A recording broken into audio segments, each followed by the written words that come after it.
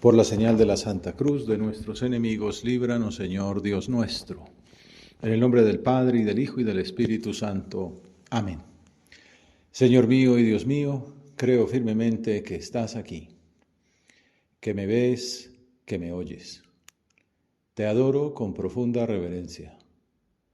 Te pido perdón de mis pecados y gracia para hacer con fruto este rato de oración.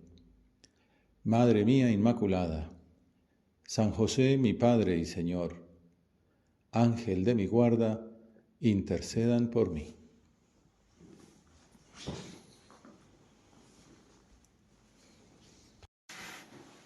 Esta meditación está ubicada temporalmente en un momento muy especial, y es que acabamos de recibir la noticia del nuevo Papa, Robert Prevost, ahora León XIV, y como buenos hijos de la Iglesia, rezamos por él desde el primer momento. El prelado de la obra nos escribió un mensaje ese mismo día para compartir con nosotros esa alegría, porque la Iglesia y el mundo tenían un nuevo vicario de Cristo. En la obra tiene un papel importante el amor al Papa. Como parte del carisma que recibió San José María, hablaba de tres amores. Lo hablaba estos días, teníamos un congreso internacional de teología con un egipcio copto que pues está entendiendo apenas el espíritu que inspira la universidad, y quedó muy impresionado, pues, y gratamente impresionado con esa explicación de los tres amores que marcan el amor, el corazón de un fiel de la obra, y es Cristo, pues claro, en primer lugar Cristo, ¿no?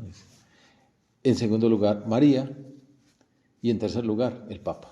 Cristo, María, el Papa, los tres amores de un cristiano. Obviamente quien habla de Cristo habla de la Santísima Trinidad, pues Cristo, el Padre y el Espíritu Santo. Después de Cristo, María, su madre y madre nuestra, madre de la Iglesia, y en tercer lugar el Papa, que muestra una comprensión muy profunda de lo que es la Iglesia.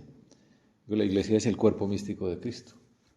De eso le gustaba hablar al Papa, ¿no? como de esa unidad de Cristo cabeza del cuerpo místico y nosotros pues su cuerpo, ¿no? Y entonces el Papa es el vicario de Cristo, o decía Santa Catalina de Siena, el dulce Cristo en la tierra. Entonces no es posible amar a Cristo en la Iglesia si no es con amor muy unidos al Papa. Cristo, María, al Papa. Independientemente de si es blanco, amarillo, rojo, si es negro o azul, si es de África, de América, de España, de Europa, de Rusia, de donde sea, ¿no? Si es joven, si es viejo, donde lo pongan los periodistas, conservador, progresista, moderado, bueno, no, es Cristo, el que sea. En el Congreso había un sacerdote nicaragüense que está en el exilio, vive en España, y decía, estaba impresionado que estaban más unas 100 personas ahí en el auditorio. Entonces, habemos Papa, entonces gritó alguien, ya te amamos, aunque no sepamos quién eres, ¿no? Hay Papa, lo amamos. Y decía, pues, muy emocionado, la gente de rodillas recibiendo la indulgencia plenaria, y decía, si me estuviera en mi pueblo, donde tengo mi labor pastoral, que están como tan apático, habría 2 personas acompañándome. Está muy emocionado. Bueno, la alegría de tener un nuevo vicario, ¿no? Desde el momento en que fue anunciado su nombre, hemos ofrecido nuestra oración por él y por la inmensa misión que tiene por delante.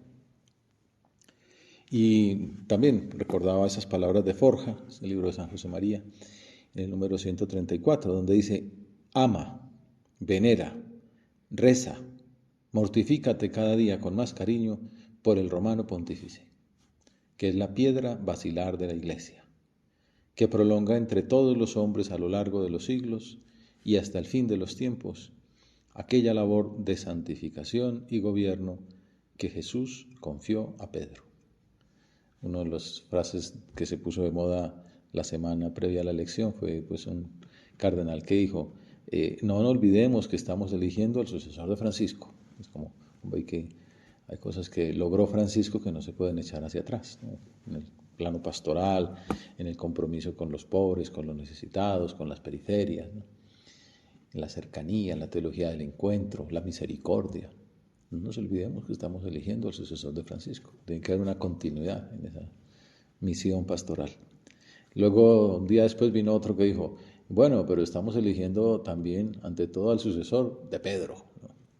No se contraponen, pero era como diciendo, no es simplemente una continuidad como política, sino espiritual, teológica, y por eso alguien más dijo, bueno, en realidad, más que al sucesor de Francisco y al de Pedro, estamos eligiendo al vicario de Cristo en la tierra, ¿no? Es al que va a transmitirnos la voluntad de Dios. Resuenan en nosotros las palabras que nos acaba de dirigir antes de dar la bendición, ese primer mensaje que ella le empieza a catalogar como el Papa de la Paz, ¿no? Es una primera palabra que como que marcó ese primer mensaje, ¿no? La paz, la luz, el diálogo, el amor, los puentes, pero como que es ver esa misión de la Iglesia dar paz en estos momentos, siempre pontificados como una luz, un testimonio de Jesucristo ante el mundo, y se ve que una de las cosas que más necesita el mundo hoy es la paz. Francisco hablaba de la Tercera Guerra Mundial en pedacitos, que si Ucrania, que si India, pues nuestro mismo país. Y entonces decía el Papa nuevo, seamos discípulos de Cristo. Lo primero que dijo fue, saludo de Cristo resucitado. La paz sea con ustedes, el saludo de Cristo resucitado. La centralidad de Cristo, el primer amor Cristo. Cristo nos precede. El mundo necesita su luz. Yo soy la luz del mundo. En realidad todas esas guerras y todos esos conflictos son falta de luz, son el mal. Fue como la frase, la sombra del discurso del Papa, ¿no? El mal, ¿no? Sacar la palabra mal en medio de un discurso glorioso, de saludo, pero salió con una frase muy concreta, el mal no prevalecerá. Precisamente porque Cristo ha resucitado, ha vencido el mal, ha vencido la muerte, ha vencido el pecado. Y todos sabemos y tenemos el mal que nos rodea, ¿no? Pues en el mundo, pero también en nuestra lucha espiritual, también tenemos las tentaciones, el pecado que a veces nos hace pensar si sí seremos capaces, ¿no? Pues el primer saludo del Papa es de esperanza, en el año de la esperanza, en el año jubilar. El mal no prevalecerá, como que es paralelo a este otro lema del año jubilar. La esperanza no defrauda, spes non confunde. La esperanza nos garantiza que Cristo es la luz y que Cristo es Rey, Cristo el bien ha vencido. Por eso la paz de Cristo resucitado. La humanidad necesita a Cristo como el puente para ser alcanzados por Dios y su amor. Pontífice, que es como uno de los adjetivos con los que se califica al Papa, el romano pontífice, el sumo pontífice. Pontífice significa constructor de puentes, puentes entre Dios y los hombres. Y entonces el sumo pontífice nos dice que el verdadero pontífice, o sea, el puente es Jesús, el puente que nos trae el amor de Dios a la humanidad. Y entonces nos pedía oraciones de todos juntos por esta nueva misión. Todos juntos, que está en el lema episcopal, que continúa como lema pontificio, ¿no? Todos uno en el uno que es Jesús, hablando precisamente de la iglesia, del cuerpo místico de Cristo, en un sermón de la ascensión del Señor, cuando Cristo sube al cielo, dice San Agustín, no somos muchos y Cristo allá. En el uno, que es Cristo, somos uno, todos nosotros en Él, somos un solo cuerpo. Y ese es el lema del Papa, el lema de la unidad, todos somos uno en Cristo. Ut omnes unum sin, había dicho Jesús en la última cena, pidiéndole al Padre como una oración por la iglesia, que todos sean uno, como tú en mí y yo en ti, que así sean ellos uno en mí. Y es lo que dice San Agustín, y el Papa lo toma como lema, en Cristo seamos uno. Parte de ese mensaje de paz es la unidad. La guerra es la desunión. Por eso es la obra del demonio, ¿no? La cizaña, la mentira y la ruptura, ¿no? El conflicto, el mal, la guerra, ¿no? Desconfiar, la sospecha. Por eso Adán y Eva les hace sospechar de Dios, del plan salvador divino. Luego los enemistas entre ellos, los enemistas con la creación, es un desastre. Pero bueno, el mal no triunfará. La luz de Cristo nos dará la paz. Y por eso pide el Papa oración por esta nueva misión, por toda la Iglesia y por la paz en el mundo. Entonces el prelado en ese mensaje que nos envía recuerda una anécdota que hay, dijéramos, arquitectónica, en la casa central del Opus Dei en Roma, se llama Villa Tevere, ahí como arriba, ya una terraza en el último piso, y entonces en esas escaleras hay una ventanita pequeña que da un skyline de Roma, ¿no? Entonces, y se ve al fondo la Basílica de San Pedro, la cúpula. Y entonces él hizo poner, es una costumbre romana, poner lápidas, ¿no? y frases bonitas en latín.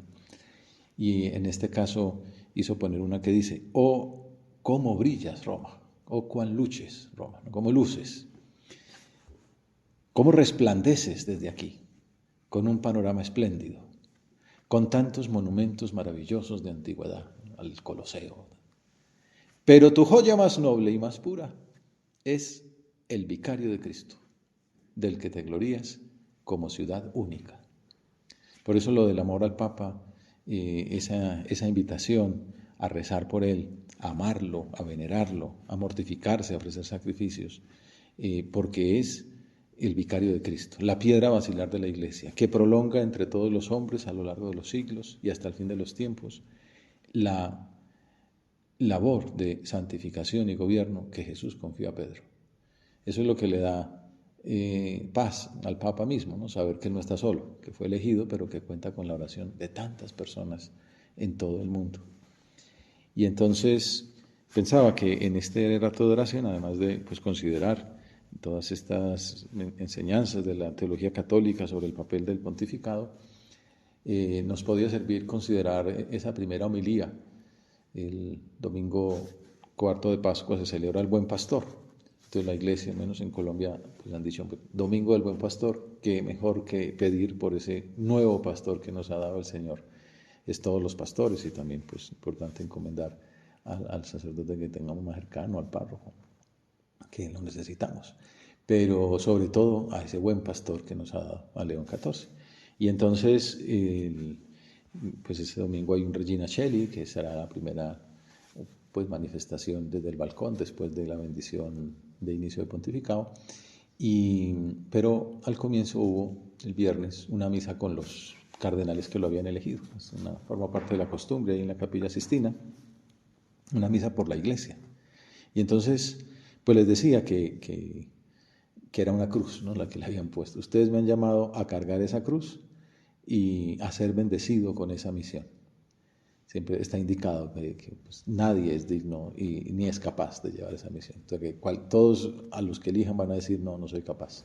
Entonces Juan Pablo II, cuando escribió la Constitución sobre el cónclave, dijo, al que lo elijan, si no es una cosa grave, le recomiendo que acepte, pues que confíe en la gracia de Dios y en la oración de la Iglesia. Y entonces lo que dice León XIV, sé que puedo contar con todos y cada uno de ustedes para caminar conmigo mientras continuamos como iglesia, y mira cómo define la iglesia, como comunidad de amigos de Jesús. En otro momento ya han dicho esa otra definición tan bonita, como familia de Dios, como creyentes, anunciando la buena nueva y proclamando el Evangelio. Y entonces cuando se medita sobre el Papa, el papel del Papa en la Iglesia, el pasaje evangélico que se suele recordar es un episodio que ocurre en Cesarea de Filipo, en el capítulo 16 del Evangelio de San Mateo, donde Jesús hace como una encuesta. Esto pues lo han glosado Juan Pablo II, Benedicto XVI, Francisco. Lo de la encuesta lo dice Juan Pablo II, ¿no? La encuesta es, ¿quién dice la gente que soy yo? Entonces, pues, bueno, yo he oído que dicen que un profeta, otros dicen, bueno, yo oí decir que Juan Bautista, y la gente se reía y tal, bueno, como ¿qué se dice por ahí, no?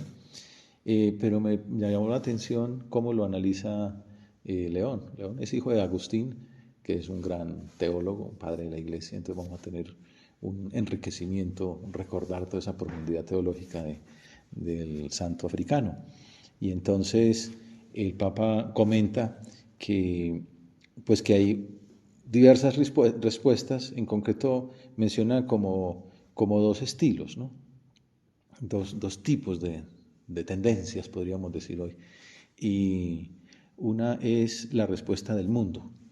Mateo señala que la conversación entre Jesús y los suyos acerca de su identidad sucede en la hermosa ciudad de Cesarea de Filipo, que era Cesarea, le llamaron así en honor al César, como por Lambert, ¿no? Entonces Filipo pues era un reyesito de esa época. Era como una ciudad de veraneo, dijéramos, ¿no? Del rey de la zona, pues iba allá a descansar junto al mar, pues a un lago grande. Y entonces había muchos palacios lujosos, en un paraje natural encantador, a las faldas del Hermón, pero también pues sede de trapisondas, de enredos de la corte, círculos crueles de poder y teatro de traiciones y de infidelidades. El mundo de la política así palaciega. Entonces, dice el Papa, esta imagen nos habla de un mundo que considera a Jesús como una persona que carece de importancia, como mucho un personaje curioso, que puede suscitar asombro pues con su modo de hablar, de actuar, que hace milagros, ¿no? Y así, cuando su presencia se vuelva molesta por las instancias de honestidad y las exigencias morales que solicita, este mundo no dudará en rechazarlo y eliminarlo. Eso es lo que pasó entonces. Lo que digo que me llama la atención de esta exégesis que hace el Papa es muy bonito porque es ver esta doble vertiente de actitudes ante Cristo de hace 20 siglos y cómo eso se aplica también hoy.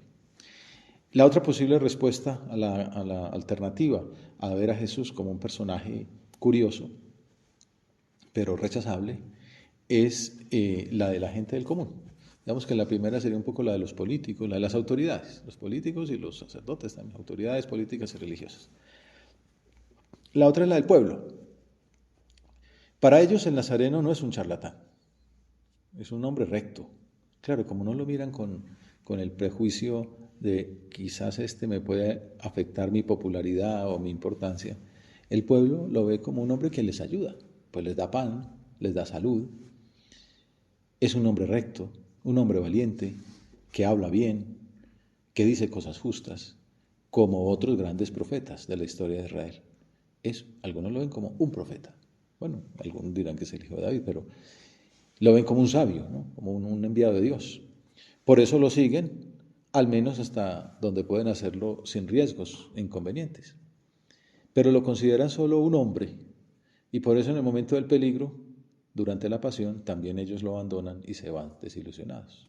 Como que esto se puede aplicar a la parábola del sembrador, ¿no? Como esa semilla que queda en el borde del camino y pues llama la atención, pero vienen los pájaros y se la consumen, ¿no? Se la tragan, ¿no? La destruyen, la fagocitan porque no tiene raíces, ¿no? Y entonces ahí es donde viene la exégesis de León XIV. Llama la atención la actualidad de estas dos actitudes.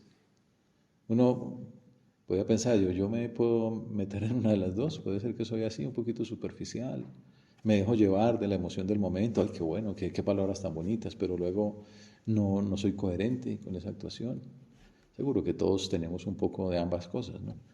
Como que somos seguidores, pero no discípulos, ¿no? Ambas encarnan ideas que podemos encontrar con facilidad, tal vez expresadas con lenguaje distinto, pero idénticas en la sustancia, en boca de muchos hombres y mujeres de nuestro tiempo. Hoy también son muchos los contextos en los que la fe cristiana se considera un absurdo, algo para personas débiles, poco inteligentes, contextos en los que se prefieren otras seguridades distintas a las que ella propone, como la tecnología, el dinero, el éxito, el poder, el placer. Por eso ya también ha ido explicando lo del nombre León, ¿no? Es León XIV para continuar el legado de León XIII, que fue un hombre que hizo muchas cosas, ¿no? Grandes enseñanzas, más de 80 encíclicas, pero una de ellas muy importante, la Rerum Novarum.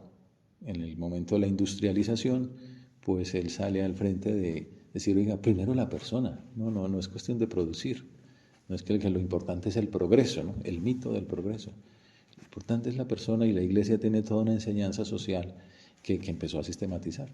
Y entonces el Papa León XIV dice, bueno, hoy día pues continuamos con otro tipo de industrialización, menciona incluso la inteligencia artificial, que tiene que ser iluminada con la luz del Evangelio.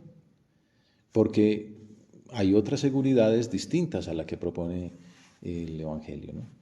La tecnología, el dinero, el éxito, el poder, el placer. ¿Qué hace usted rezando? ¿Qué hace usted sirviéndole a un pobre? ¿Qué hace usted viviendo la castidad, viviendo la humildad, viviendo la pobreza. El mundo nos dice, ¿no? Amigo, ¿cuánto tienes, cuánto vales? Principio de la actual filosofía, diría el filósofo colombiano. Hablamos de ambientes en los que no es fácil testimoniar y anunciar el Evangelio, que es donde nos movemos nosotros, nuestros amigos, nuestras empresas, y donde se ridiculiza a quien cree, se le obstaculiza, se le desprecia, o al menos como mucho, se le soporta y se le compadece. Pobre usted que no se goza la vida como nos la gozamos nosotros. Y sin embargo, precisamente por esto son lugares donde la misión es más urgente, porque la falta de fe lleva a menudo consigo dramas. Es como, ustedes no se gozan la vida como nos la gozamos nosotros, pero luego nosotros nos suicidamos. Entonces tampoco estabas tan feliz, ¿no? Esos grandes países hiperdesarrollados, con grandes PIB, pero tienen que montar ahora un ministerio de la felicidad, porque la gente está sola, los viejos están abandonados, los índices de suicidio son altísimos. Quiere decir que les falta algo, que la plata no era la respuesta, el bienestar no era la solución. Y esa burla contra el Evangelio, pues es una petición de ayuda. La falta de fe lleva a menudo consigo dramas como la pérdida del sentido de la vida, el olvido de la misericordia, la violación de la dignidad de la persona en sus formas más dramáticas, la crisis de la familia, tantas heridas más que acarrean no poco sufrimiento a nuestra sociedad. No faltan tampoco los contextos donde Jesús, aunque apreciado como hombre, se reduce solamente a una especie de líder carismático o a un superhombre. Eso que vemos hace 20 siglos en la encuesta de los apóstoles es lo mismo que sucede hoy. Cristo es una especie de hippie, un ecologista, pero poco más, ¿no?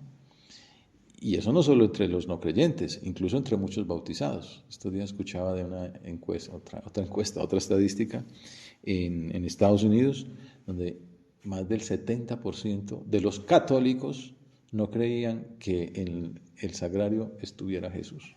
No creían en la presencia de Jesús en la Eucaristía. Un drama de la catequesis, ¿no? De ese modo terminan viviendo en este ámbito un ateísmo de hecho. Entonces, esa es como una radiografía de la sociedad actual que hace el Papa, con su experiencia de misionero en Perú, de ser un norteamericano, de ser el que dirige el dicasterio de los obispos para todo el mundo. Ese es el mundo que nos ha sido confiado y en el que, como enseñó tantas veces el Papa Francisco, estamos llamados a dar testimonio.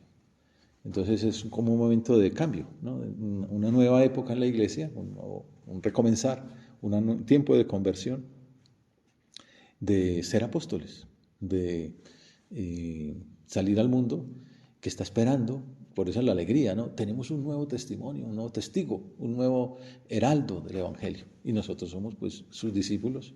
Bueno, estamos comenzando hoy con una labor solidaria, ir a distribuir unos mercados, una manera muy buena de comenzar el nuevo pontificado. Por eso también para nosotros es esencial repetir, como dijo Pedro en ese momento de la encuesta de Jesús. Bueno, ya hicimos la encuesta, ya me dicen que hay dos tendencias, por decir, ¿no? Y ustedes, ¿no? ¿Qué dice la gente? Muy bien, ya sabemos qué dice la gente, pero ustedes, ¿quién dicen que soy yo? Y esto es lo que cuando lo hacía Juan Pablo II decía, queridos jóvenes, porque esto lo hizo en el jubileo de los jóvenes del año 2000, hace 25 años, ya esos jóvenes tenemos unos cuantos años más. Queridos jóvenes, Jesús les pregunta, para ustedes, ¿quién es Jesús? Estamos haciendo nuestra oración, le preguntamos, Señor, ¿y tú para mí quién eres? Difícil de responder así de entrada, ¿verdad? Lo mismo le pasó a los discípulos, todos se quedaron callados, ¿no? Ese silencio incómodo, hasta que aparece Pedro como buen líder y dice, tú eres el Mesías, el Hijo del Dios vivo. Entonces todos respiraron tranquilos y como, uy, menos mal alguien dijo algo sensato, ¿no? El mismo Jesús lo alabó, ¿no? Bienaventurado eres Simón, hijo de Jonás, porque eso que acabas de decir, no te lo ha revelado la carne ni la sangre, eso no viene del estudio simplemente, eso te lo ha revelado mi Padre que está en el cielo. Y ahí le promete que será el vicario, ¿no? Tú serás la cabeza de la iglesia, tú eres Pedro y sobre esta piedra edificaré mi iglesia. Luego, el capítulo 21, al final del Evangelio lo confirmará en esa misión, ¿no? Será el primer papa, incluso después de haber traicionado a Jesús. Y por eso se considera, cuando estamos hablando del Papa, del pontificado, porque sobre esas palabras de Jesús es que está la institución del primado de Pedro. Tú eres el Mesías, el Hijo de Dios vivo.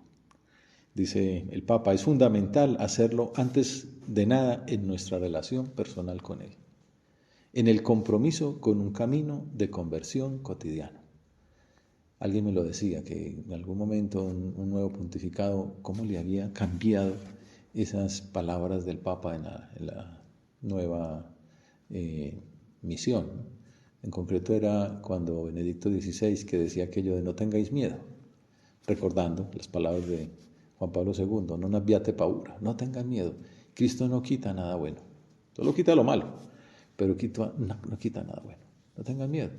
Y entonces como que había que decir, bueno, dejemos lo malo y una nueva conversión. Bueno, este es un buen momento para decir también una nueva conversión personal, un camino de conversión cotidiano. Hoy voy a cambiar en algo, voy a dar un paso adelante en amor a Jesús, en la vida de oración, en la vida de penitencia, en el trabajo bien hecho, en el testimonio misionero, al apostolado con los demás, pero también como iglesia viviendo juntos nuestra pertenencia al Señor y llevando a todos la buena noticia, como dice la Lumen Gentium, el Concilio Vaticano II, la Constitución sobre la Iglesia. Lo digo ante todo por mí, como sucesor de Pedro, mientras inicio esta misión de obispo de Roma, llamada a presidir en la caridad la Iglesia Universal, como decía San Ignacio de Antioquía. Tiene un texto muy bonito, la Carta a los Romanos. Él fue encarcelado y llevado a morir a Roma.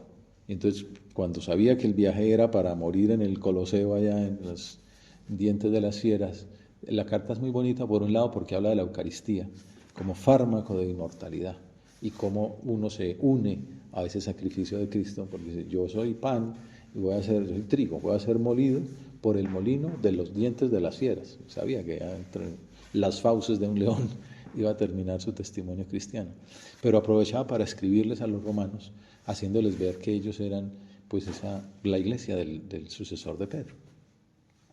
Él, conducido en cadenas a esta ciudad, que era el lugar de su inminente sacrificio, escribía a los cristianos que allí se encontraban: en este momento seré verdaderamente discípulo de Cristo, cuando el mundo ya no vea más mi cuerpo. O sea, estaba consciente de que iba a ser mártir, que hacía referencia a su testimonio, ¿no? A ser devorado por las fieras del circo, como efectivamente ocurrió. Pero sus palabras evocan un sentido más general, un compromiso irrenunciable para cualquiera que en la Iglesia ejercite un ministerio de autoridad y un ministerio de servicio, que hacemos todos, ¿no? El primero, el que más sirve, es el Papa, servidor de los siervos de Dios, pero todos nosotros somos servidores, por eso estamos saliendo ahora a hacer esta actividad de servir a los más necesitados, pero también en casa, también en el trabajo, también en la familia, entre nuestros amigos. Pero muy bonito ver cómo el Papa se aplica estas palabras a sí mismo y es como un nuevo lema para su vida. Y qué bonito hemos dicho, el Papa de la Paz. Pero yo decía, lo pensaba, es una primera frase para decir el Papa de la Paz, pero también el Papa de la humildad, porque se aplica a sí mismo las palabras de San Juan Bautista. Dice, cualquiera que en la Iglesia ejercite un ministerio de autoridad debe desaparecer para que permanezca Cristo, hacerse pequeño para que Él sea conocido y glorificado. San Juan Bautista decía, conviene que Cristo crezca y que yo disminuya. Eso los santos se lo aplican inmediatamente. San José María, por ejemplo, yo recuerdo haberle oído decir a Javier Echavarría, uno de sus sucesores, que lo hacía como para tener presencia de Dios.